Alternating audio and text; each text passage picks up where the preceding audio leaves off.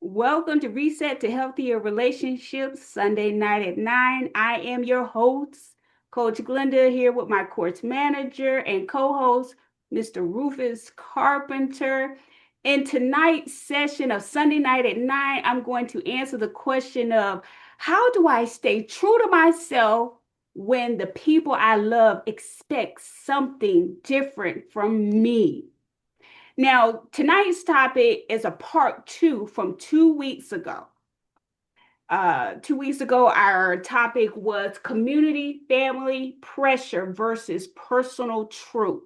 So at the end of that Sunday night at 9 live discussion, we said that we was going to do a part two because there was a lot of material that we did not cover, and the audience wanted us to explore the topic a little bit more. They wanted us to dive a little deeper, so we're going to honor their request as always.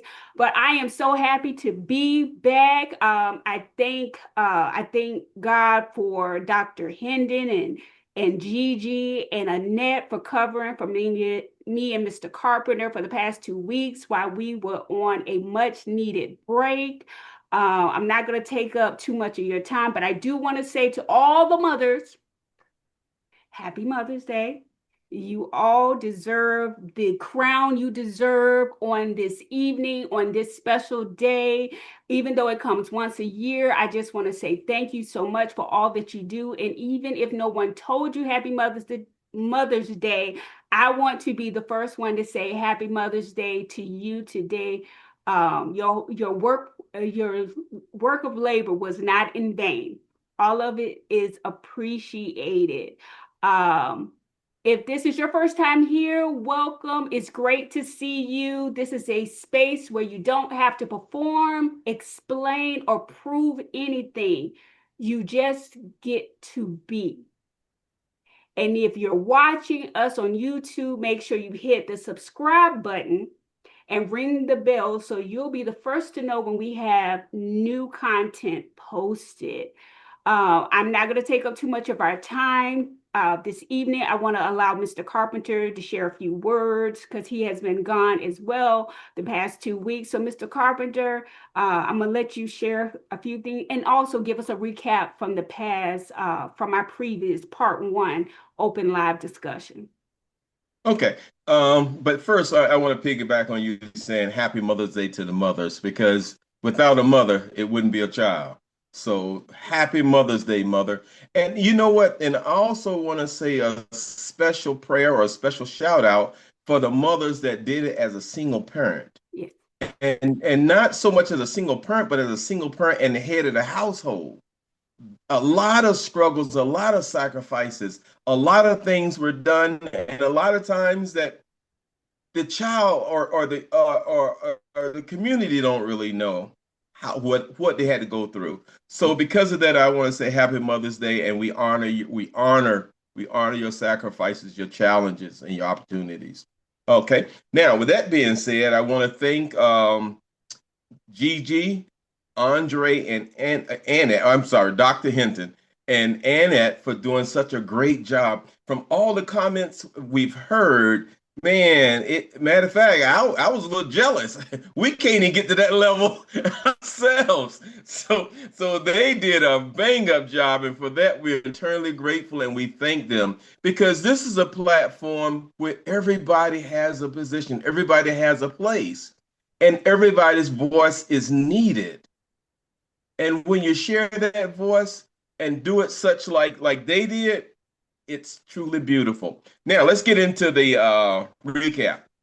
Okay, now everybody know that the topic is community, family pressure versus personal truth, and this is like a balancing internal expectation for your external desires and stuff. All right, last week it was so much. Not last 3 weeks ago, it was so much conversation that we had to do a part two. We had two examples, and one example was staying in a family when it didn't quite meet your expectations. You did what you did for the good of the family, and not so much your children, but your siblings and your mother and the father, all of those people told you to stay, told the young lady to stay in a relationship. So she stayed in a relationship, but her peace, she never had peace. And in that situation, we didn't say that she had to leave or divorce. All we said is that she had to become aware and come up with a solution. And if she couldn't do it by herself, we suggested that she find professional help. If it was a counselor or a therapist, or sometimes it can be a close friend. So that was that one. Then the second one, we had a man that looks good on paper. Man, he looks good on paper. Everybody, he pays the bills. He does everything that need to be done. But when it comes to the emotional stability and the lady being seen, being heard, being felt, and having value in that relationship, it wasn't there. Everything on the outside looked so beautiful, but everything on the inside was not. And she was told by the community and everybody that she needs to stay in a relationship. Mr. Her husband was so great and not to leave. But again, we're not saying leave, but what we're saying is in those situations, you have to find your peace. And if you can't do it by yourself, if you and your spouse or significant other, boo, or whatever, can't work it out together, then you need a third party. And a third party, again, could be a counselor, professional person, or your pastor or a friend, or a third party, because you have to work it out. Okay. But also, we went deeper. We realized that expectations happen as a child. That a lot of times your parents give you high expectations because they want you to do well, and they do it as protection because they figure if they get you into that mold right now where you're a high achiever, that you have a better life. But sometimes that can be pressure. And you take that pressure into your adulthood, into your relationships, and that with that pressure, you sometimes it can explode if you don't know how to deal with it. Some people brought us in once again about if you're a single mother and have that pressure, then they said, how do you keep your peace when you know everything around you is so wrong? So that was last week. Enough of that. Let's get into this week. Okay. Did we have any comments from the recap? Anyone want to share anything? Um, anything, anybody want to piggyback on what Mr. Carpenter said this evening before we dive into the next example from two weeks ago? Well, I don't want to piggyback. I want to just say congratulations. Thank you so much. Thank you, Mr. Kido. I really appreciate that. Thank you so much. Thank you. Okay, so we have example number 3, the strong Black woman role. She's always the one holding everything together. Family expects it, community praises it, but she's exhausted. Her truth, I need support too. Her pressure, don't let them see you weak. Her breakthrough, strength is not silence. Strength is honesty. Let me read it again. The strong Black woman role. She's always the one holding everything together. Family expects it, community praises it, but she's exhausted. Her truth, I need support too. Her pressure, don't let them see you weak. Her breakthrough, strength is not silent. Strength is honesty. Now, what woman on this call tonight can relate to this scenario? I know it has to be at least 2 on the call. I can. Amen. Amen. And can I say, I'm tired of being strong. Amen. And I think I said that last week. I'm tired, I'm ready for somebody else to do something. That's right. I've done it so long till I'm at that point now. Hey, Can you do something? Can anybody else handle this and let me go on? So I have just resorted to just saying no. Find somebody else. I can agree. I know the feeling very well. Anybody else want to admit that they are known to be the strong woman in the family that has everything together?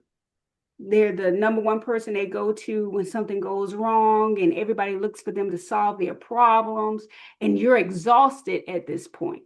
Can anybody else speak up and confirm that this is you and you know the feeling? While they're getting their thoughts together, I want to say what a great topic to have on Mother's Day.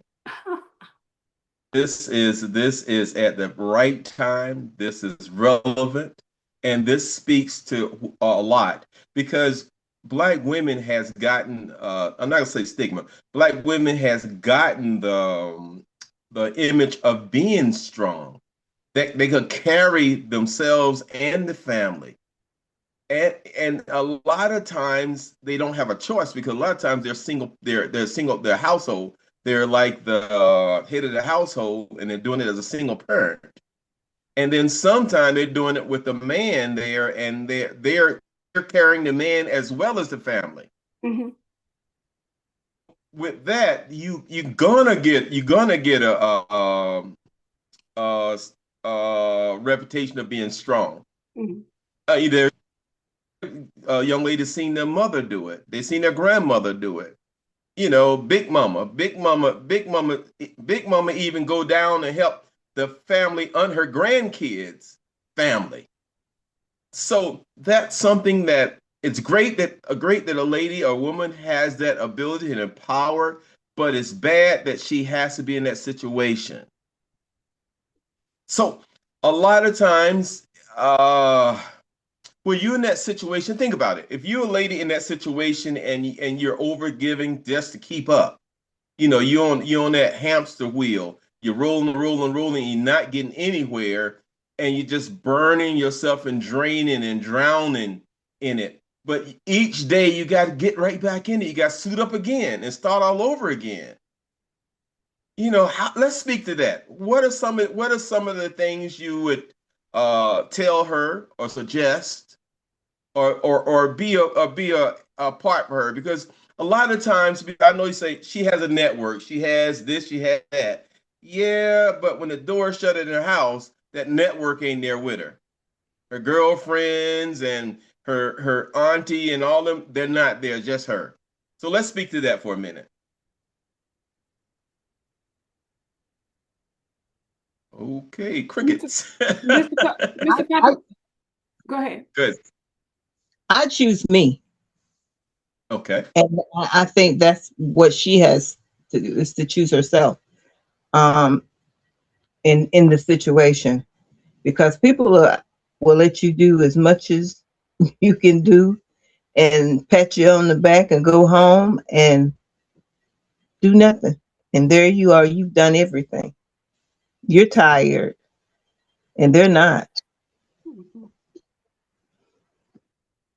Okay, that's great. You know, I went to church today and I was surrounded by so many beautiful mothers. I saw mothers that had one and two in their arm, on their belly, and they were just persevering, just moving forward, and just happy as they could be. And as I looked around, and then I started talking, and then I heard some of the stories that were told. You know, it's like, wow, mothers really go through it. Mothers really go through it. And I heard a conversation today that this lady didn't want to take the husband, the child's father that wasn't staying in the house, wasn't contributing. She didn't want to do child support. She said she's gonna do it on her own, and she's struggling. You know, I wanted to get in and say, "Look, woman," but it wasn't my place. I just listened and said, "Mm-hmm, mm-hmm, mm-hmm." But what do you do in these situations? when a lot of ladies have been programmed to bear it, to take it. They don't understand no is a complete sentence.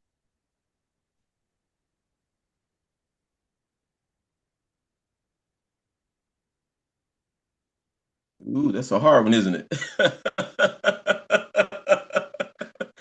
But we have to, men, we have, because there are a few men on the line, we have to do a better job of helping the ladies in the role.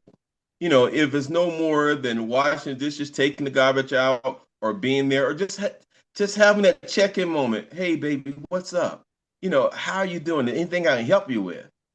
And then sometimes you might have a sister or a niece or someone that's going through some of this stuff. And it may be a good thing to take her out for lunch or dinner and say, how can I help? And especially if she's a single mom raising a child, and how do they get relief? You might say, hey, look, you go on vacation, I'll keep the children for a week, or I'll keep the children for a weekend, and give them those opportunities. How do we help? How do we correct? How do we help her find peace? How do we help her find her true self in all of this? I see a lot of stuff in the chat. You want to read some of it, Glenda? Okay, someone put pride comes before failure. Someone else Okay. put in the chat, right now it's definitely a season to help a sister out minus the babysitting for the for a weekend. So you can help her out, but you don't want to be stuck babysitting on the weekend. Is that what you're saying? Sound like he want to do financial support. Because somebody got to pay a babysitter. Oh my goodness, that's too funny. That's too funny. But I did want to piggyback on what you was talking about, Mr. Carpenter. A lot of women are taught to keep the family together, be strong no matter what. Don't disappoint people. Don't throw away a relationship. We're taught more to take a licking and keep on ticking versus, setting boundaries, saying no. And, we've just been taught so many different things in our family, whether it's, watching our aunties, our moms, our dads, our grandparents, and even from the community and the church. But no one really teaches us how to choose ourselves without feeling guilt, how to honor our truth without losing connection, how to stop performing and start living. Just like Gigi stated earlier, she chose herself. And that's what you have to do. Sometimes you have to step away from the situation, step away from people, and say, "Oh, time out. I need me some me time." Because you can be there for everybody every day, 24/7, 365, but no one's there for you. And sometimes you need to take that pause, put those boundaries in place, and say, y'all going to voicemail. I'm going to flip this phone over for a couple of hours. And when I flip it back over, then I'll address anything that is of high priority. Because I know my sister, she'll text me all day long with emojis and good morning, it's time for coffee. I'm like, not this morning. You text me with something that needs to be done, something you need help with, but all that extra stuff, I give you one good morning, but after that, that's a wrap. Don't send me about 3, 4 good mornings. But you find yourself constantly pouring into other people, and people aren't pouring back into you, and you find yourself drained and exhausted. So, and as I was stating that, no one is really teaching us how to choose ourselves without feeling guilty, how to honor our truth without losing connection, and how to stop performing and start living. Like I would just want to reiterate what Gigi said. She chose herself. Sometimes you just got to say no. You can't go to everything. You can't go to every function. You can't go to every birthday party. You can't go to every church function, engagement, event. I mean, sometimes you just have to say no because you're burnt out. Because if you're burnt out, you can't perform for your family at home. especially if you have a husband and you have children. And then you start getting irritated and frustrated. You start getting snappy. You know, everybody, what's wrong with you? I'm tired.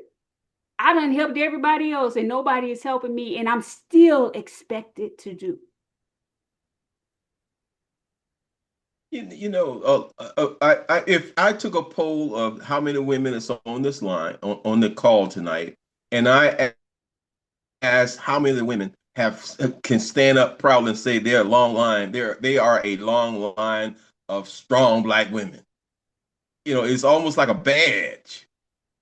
They're a long line of strong Black women. They can look back and say, I've come a mighty long way, and I did it. I kept my shoulder to the plow. I kept pressing. And that's not all necessarily a good thing. Mm-mm. Some places it's a necessity because somebody got to do it. And if your significant other won't, and you have to pull that weight. I think you hit the nail on the head when you just said the necessity. Somebody got to do it. That's what women do. So, the old woman, the woman that stands all the time ahead for the family or for somebody else, is somebody that got to do it. That mentality. If that's the person, they continue to do it because somebody got to do it. They step up like that. I think about the serenity prayer, asking God to grant you the wisdom to know the difference or whatever, or, I think we need to reach that point, but we don't reach that point until we reach that point. We can go through so much, we'll provide and do all that we can. And you can tell them you're doing too much, whatever. That woman is not going to stop until she is overloaded so much that she say, I gotta stop. She will stop, but it'll take the overload before she gets to that point. That's the way it goes. That's the way I see it. Right. Let me share another story about how strong Black women are, or I'm gonna let you decide. I heard a story today that this lady, her husband would come and drop kids off and say, hey, this is my child, you're going to raise it. And when you do stuff like that lady has to be strong. She really got to be strong. She really got to be strong. Because I know a lot of people would have lost it. The only person would have been standing would be the baby. I'm telling you. So when those scenarios happen, when they happen and they happen, what do you do if you're in it? If you're that lady that's in it, how do you raise a flag? How do you say stop? How do you say time out? How do you indicate this is a bit much? I really didn't sign up for this. You speak up. Well, you speak up, but I love children, and I've always loved children. And if somebody had dropped the child off like that, the child didn't do anything wrong because of what the parent done. My heart would go out to the child, so I would take care of the child. But when he came back, it would be a different story. Exactly. The child would be taken care of, well taken care of. Right. But he, on the other hand, I have some choice words for him. That's right. Gigi, I commend you because you're right. The child is innocent. The child didn't have anything to do with it. I heard another story that the child of the situation got grown and said, I could tell the difference. Because the child was such a baby when it happened. The child thought the mother thought the lady that raised him was his true mother. But he told me, he said, I could feel a difference. He said, I felt something was wrong. And he didn't find out until he was grown that it wasn't his biological mother. So these things happen. And that's why I'm saying, how do you deal with it? How do you, when do you throw that yellow flag on the field and say, stop?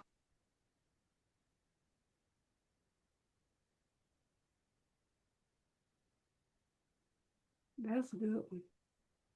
But as long as you have open and honest communication, you would try to avoid as much as possible being blindsided from someone bringing a child to your house and saying, okay, this is my child, now take care of it. That to have that happen, that's you have been truly blindsided. You was not expecting that. But like Gigi said, I'll take care of the child. But when you come back around, honey, baby, we're gonna have some words. Because there's a lot of talking and a lot of explaining and a lot of expectations and boundaries need to be set and discussed, because that's a hard pill to swallow, to be blindsided with something like that. And yes, you do. You have to be a mature sister to raise someone else's child. Because especially if the other parent is, the baby mama or the other parent is still in the picture, and they may have an attitude against you. And then on top of that, they may not want you around their child. So it's like, okay, so how's this going to work out? So you're right. You're absolutely right about that. But there are some other comments in the chat that I wanted to share online. It was one that stood out. There's one from Dr. Hendon. It says, I see women break down in court because they are tired. And I know that when I was going through my divorce and I had to go through the custody and visitation, right? I won't say I broke down, but it was a struggle. It was a struggle trying to get him to take the kids on a schedule. You go from being in the household, seeing your kids every day, but now it's every other weekend and every Monday. I mean, that's not just a life-changing event for the parents, that's a life-changing event for the children. So I can relate to women breaking down, because it's like they have to be superwoman when everything is good with both parents. Okay, we can raise the babies together. We can raise the kids together. We can co-parent, even though we're not married. But soon as something happens and our relationship falls by the wayside, mom and dad sometimes are hit and miss. They don't want to financially support their child. They don't want to spend time. They don't want to spend guidance. They cherry pick when they want to be a parent. But at the end of the day, the child suffers from the bad choices of the parents. So yes, I can relate to that, women breaking down in court because they're exhausted and tired, because they're tired of being superwoman. They're tired of doing everything by themselves. Because I think that's a national anthem for women, period. Whether Black, white, Puerto Rican, Philippine, women, mothers do everything. For that strong woman, they're going to make things happen for their kids. They're going to find a way to get the rent paid. They're going to find a way to keep food on the table, whether it's welfare or whether it's, the Players Club. They're going to do what they need to make sure their house is taken care of by any means necessary. We also have, someone else was talking. I wanted to say this, just to piggyback off of what you said, because when I was raising my children up, I had 3 children, but I actually had 9, because their parents wasn't at home. They were out doing what they do. So when the kids got out of school, they knew I was cooking, so they were there. So we did homework, we played, we did everything that they needed to do. And later on, the parents came home, but I felt compelled to take care of them because I wanted to give them a fighting chance. Right. and they may not have been taken care of otherwise.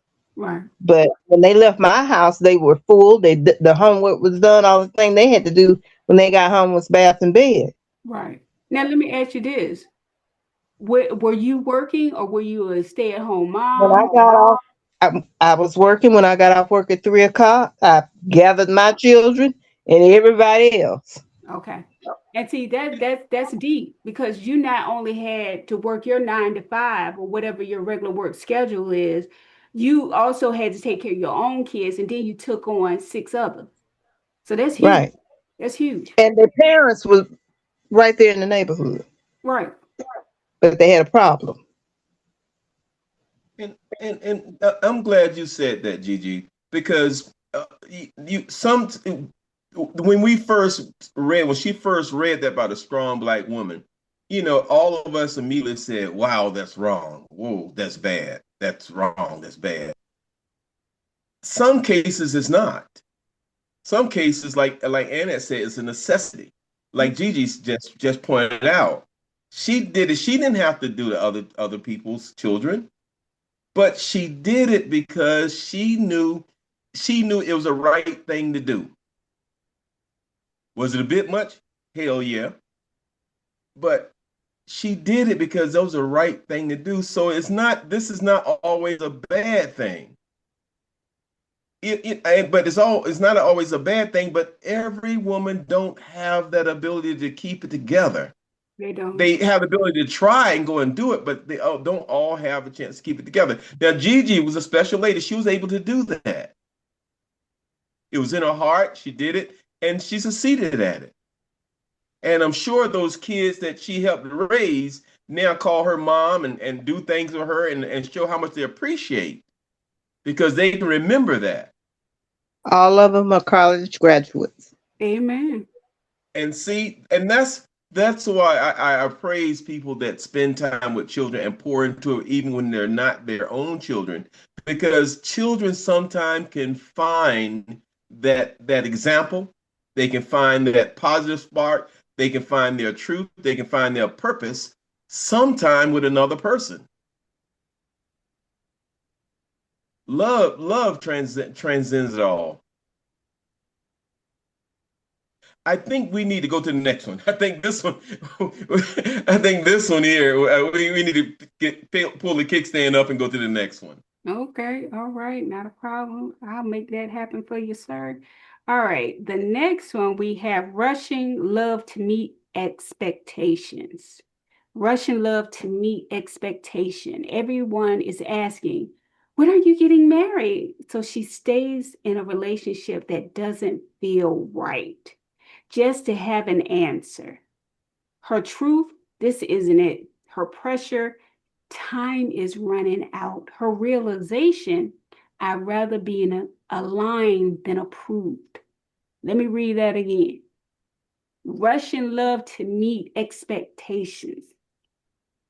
Everyone is asking, when are you getting married? So she stays in a relationship that doesn't feel right, just to have an answer. Her truth, this isn't it. Her pressure, time is running out. Her realization, I'd rather be in a line than approved. Now that's deep. Staying in those relationships longer than you should, especially when you already identified and know this ain't it. This is not it. The only one sad part about this thing that really sticks out for me, the outside saw that the relationship as being a great relationship that has potential to grow. Right. And the next step should be getting married, because we all know that the 5 stages of adult relations, and those final 2 stages, you do get married or shack up, or however you want to say it, but you become exclusive partners. But the sad thing about it is the public outside, the family, the friends, and all the coworkers and stuff like that, they only saw the evidence on the outside. That in their mind, this thing was beautiful. A lot of them were probably jealous. I wish I had that. Right, right. I wish my boyfriend and my girlfriend, we had that. So that's why it's so important. That's one reason why Coach Glenda has these type of things, because you never know what's going on behind people four walls. You never know. So that's the only part about this, is saying that the public think that it's going beautiful. And if this woman don't speak up, if this woman don't identify, this woman don't do something called self-love and boundaries, she gonna have issues. Right. Because marriage is not going to fix that feeling of this isn't it, because she already knows that this isn't it. So the longer she stays in the relationship, or the longer people keep telling her or asking her, when are you getting married? Everybody you're not meant to marry. Everybody you're not meant to sleep with. Everybody is not meant to date.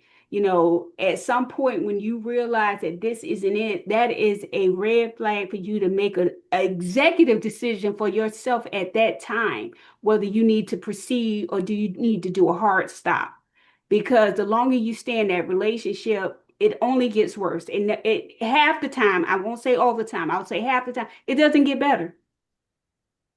Because it's a reason why they haven't gone to the next level.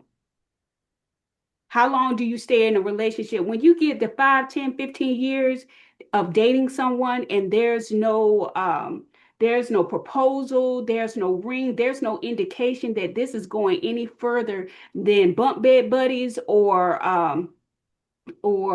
just girlfriend and boyfriend, that should be a turning point for you. Because what woman and what real man want a life partner?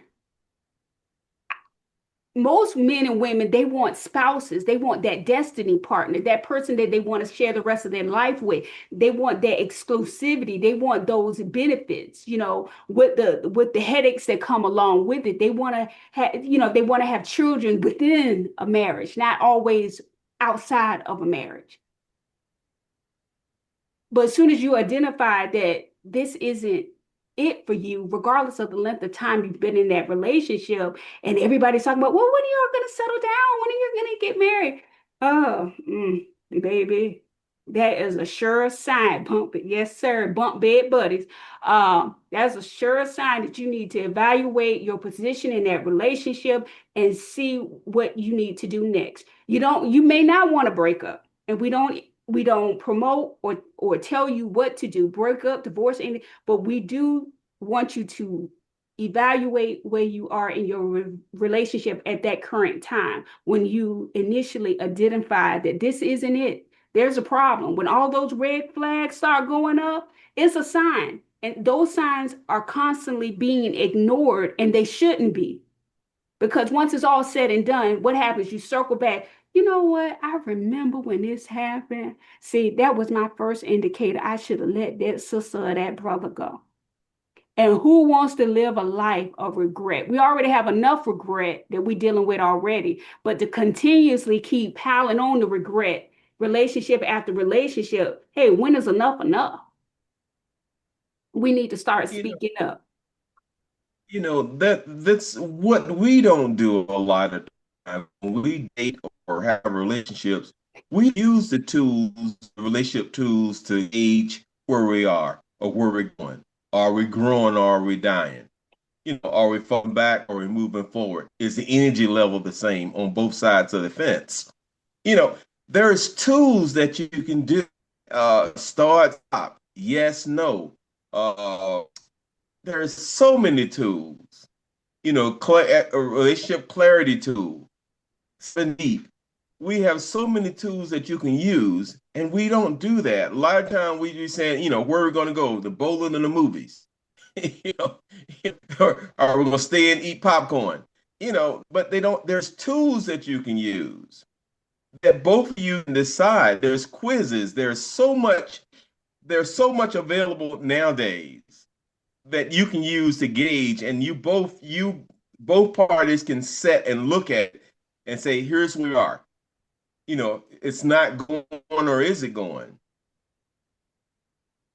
And you have to speak up. You have to look out. You have to do self-love and self-care and realize I got to speak out. This is not working, or we need to tweak it some form of fashion. Go ahead, turn it over back to the group. Does anybody have any comments or anything they want to add?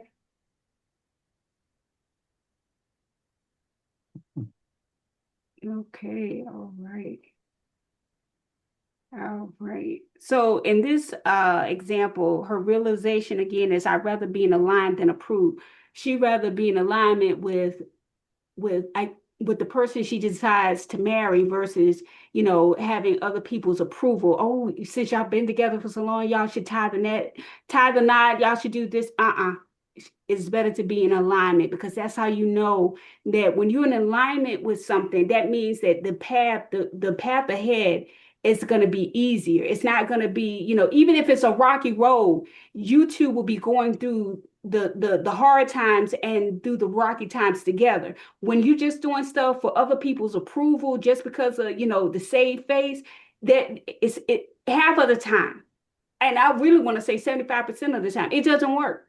Because I remember I've told or shared previously on other episodes that, when I got pregnant with my first son, my grandmother said, well, you might as well go ahead and marry him, because he ain't gonna let nobody take care of you and that baby.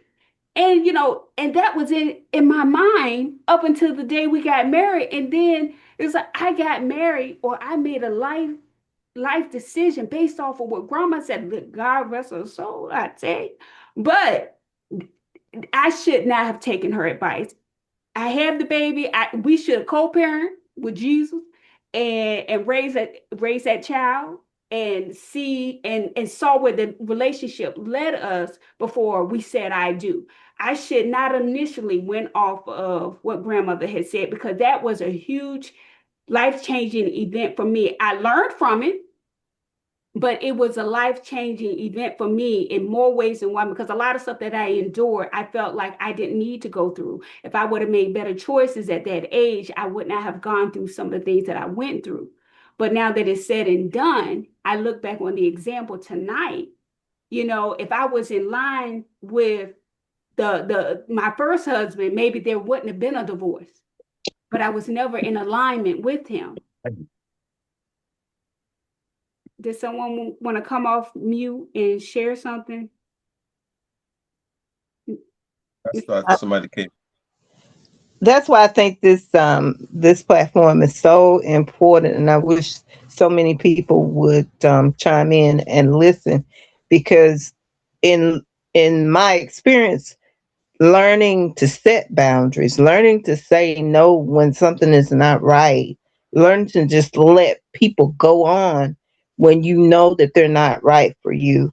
I mean, this is important, and the tools are important also. So I agree with what you're saying. And the last thing that Glenda said, when she said her grandmother told her that you might as well marry him because you had a child, nobody's going to take care of your child. That's, if Glenda, read the last line of this this example again. Her realization?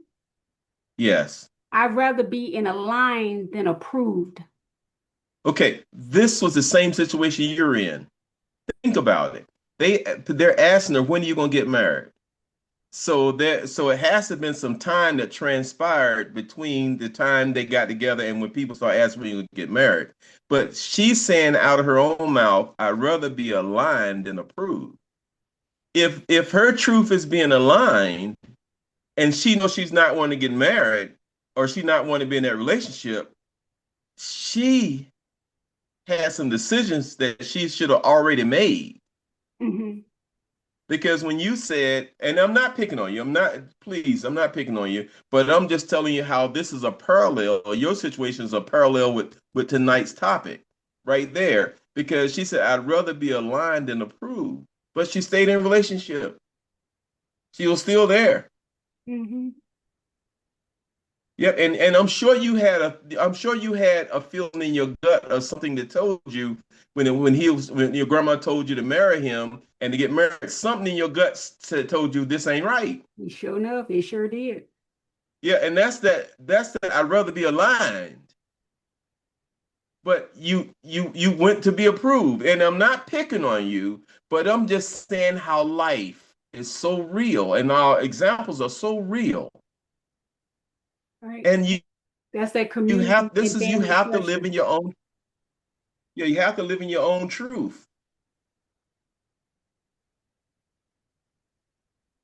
You're absolutely right. That's that community and family pressure we were talking about Yes. versus Yeah. your personal truth. Because up until the time we went in to get married at the Justice of the Peace, I was so nauseous. My stomach, oh my goodness. I was like, oh my God. I even left my ID in the car and I sat in the car when I went back to go get it. And I sat in the car and I was like, Lord, do I want to do this? But all I could hear in my head was what my grandmother said. And grandmothers are always right. Our grandmas are strong black women that's endured. And you're gonna be a lot, you're gonna be on that list of strong black women that gonna endure. Right, right. But I'm gonna give you the tools to help you get from where I was to where you really need to be because I wasn't taught what I'm teaching and coaching now. So I did want to say I wanted to piggyback off of what Gigi said earlier when she spoke last that about the platform. I try to tell people when I pass out flyers or I talk to them individually, don't sleep on Reset. I know that every social media platform for relationship is not for everybody. I honestly and I truly get that. But I think that this is one that doesn't have all the bells and whistles. It's a very real, it has real life. I'm not saying that there's not real, but I mean, we're very down to earth. Someone told us years ago, this isn't our content and our the way we present ourselves, it's not like a starch shirt. We don't come off trying to be so perfect. We're not so professional that we can't come in here, put our hair up and come in without having makeup on. We don't put on a show. You guys, the participant, y'all are real life people with real life situations, real life issues. Y'all are looking for the help in your relationships, whether it's to continue to be blissfully single or be in a genuine relationship. So I try to tell people don't downplay it. It may not be for you, but at least give us a chance because we have real life content that is relatable that you can apply the tools and the resources. And me and Mr. Carpenter, we're just an email and a phone call away for some. So we don't turn anybody away. We always have an open door policy. We always ask you for topic suggestions. I just got one a few days ago. And me and Mr. Carpenter, we're really looking forward to doing that one. It had the household on fire this morning when we talked about it. I mean, I was really diving into it, but we give the audience the opportunity to share their feedbacks and comments, and we take it back and we create topics and content to help you guys because you keep showing up and we owe it to you guys. Let me help clarify some of the things she said because she said a lot then, and and you can tell she's emotional about this the way she said it. Uh, but what she's saying is that we're the person that should work with us and be on Sunday night at 9 is a person that's not going to go sit with a counselor or a therapist and sit there and sit for hours and hours or sessions after sessions to get the help they need. That person is the person who's going to come to Sunday night at 9. The person is not going to not want that. And a lot of times when you sit with a therapist, a lot of times it's a bit much. And some people aren't going to do that. No matter how we say do it, they're not going to do it. So this is a platform that they can use to do that. And a lot of time people feel overwhelmed. The person feel overwhelmed and in their relationship, and whether relationship with their spouse, boo, family, or whatever. this is a place for you. If you have problems setting boundaries and you feel guilty when you set your boundaries, this is a place for you. If you have some hard decisions to make in a relationship, this is the place for you. If you figure you've done all you can do and you just don't know what to do next, this is the place for you. We're trying our very best to stop you from being so overwhelmed. We don't try to fix everything that one Sunday night, but we do want to get you thinking. We want you to become aware. We want to let you know there's hope. We want to let you know you don't have to fear the right decision. You don't have to fear your truth. You don't have to let go of your peace. Mm-hmm. This is a place for it. And what I want to do, Glenda, we got about 10 minutes left. And if you would allow anyone in the audience, in our line tonight, to speak to whatever on their heart or whatever's on their mind. If it's no more than saying Happy Mother's Day to the mothers out there. Anybody on the line that wants to speak about tonight's topic or whatever you want to share, this is your moment. This last 10 minutes is your moment to share. I was just gonna say, I think when Miss Coach Glenda was saying about that, something about feeling guilt, having the guilt or freedom or something to that extent, I think that in 2026 that might be worth exploring for a lot of people, adults specifically, because I think a lot of times parents, they'll try to think of my words, they'll try to be everything in a sense, and they don't want their children to see them fall. But yet, when it all boils down to it, the children don't really understand how to deal with life because you've never showed them, I guess, when you're struggling, so they've never seen you figure it out. So they don't know how to do it themselves when it comes down to it. And so I also just kind of think that people have to learn to figure out how to say no, but I don't know how a single mom would say no. They're 24/7 mom. Doesn't matter, 3 a.m., the child is sick, they got to get out of bed, And I just don't know how mothers can do that. And I just think that may be worth exploring for mothers, I would assume.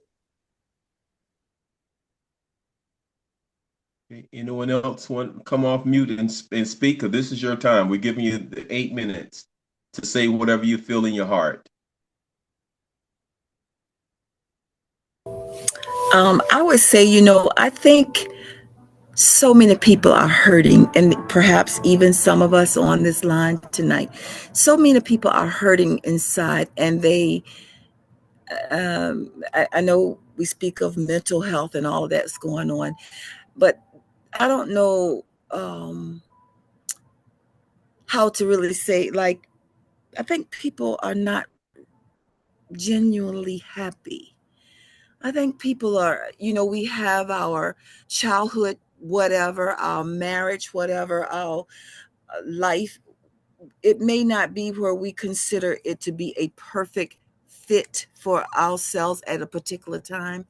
And by doing that, we are unhappy. And I think that creates a lot of unhealthiness. I think we become sick mentally. I mean, not mentally sick. I think we become physically sick because we don't know how to release ourselves to truly be ourselves. We're bottled up with stuff. And I think that's a problem. That's it. Anyone else? We still got a good 7 minutes. Anyone else want to come off mute and speak the truth?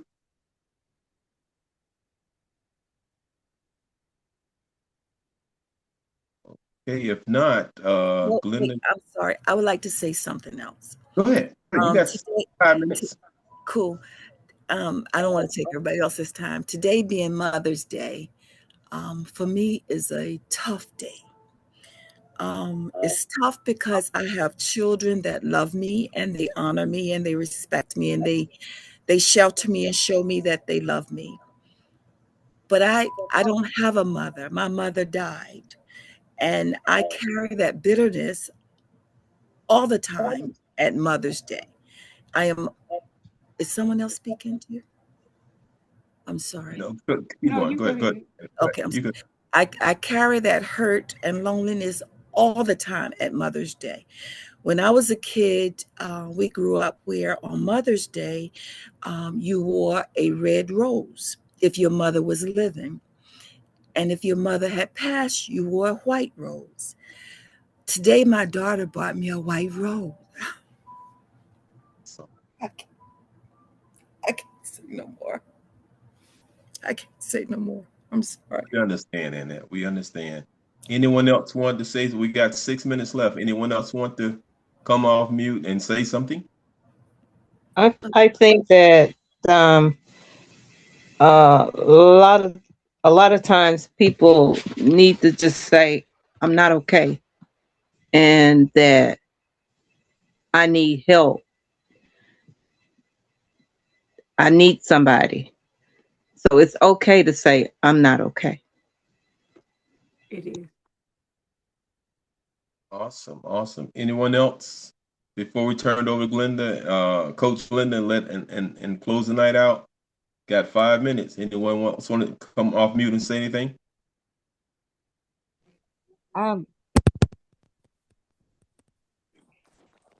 Praise the Lord, everybody. Yeah. Yes, we missed you last week, Glendora.